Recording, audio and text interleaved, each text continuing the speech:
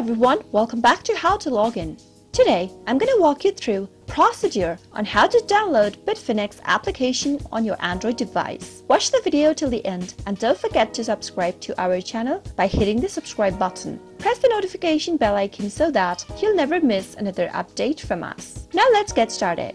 Start by tapping open your Play Store from the app drawer. Go to the search box at the top and type in Bitfinex and search. In the search result, you should see the application displayed. Tap on the install button to begin the download process for the application. Bitfinex is a Hong Kong-based cryptocurrency exchange owned and operated by Bitfinex. You can buy and sell hundreds of digital assets easily, make trades, receive awards, and much more. Once the application is downloaded, simply tap it open and there you go. You've successfully downloaded Bitfinex application on your Android device. Sign up for a new account by tapping on the sign up button in the bottom right corner. Or if you already have one, you can tap on the sign in button and log into your account by entering your credentials. That is how you can easily download Bitfinex application on your Android device. I hope you found the video to be helpful. If you did, go ahead and give us a thumbs up, comment down below in the comment box if you have a question or a feedback for us. I'll soon be back with more tutorial episodes.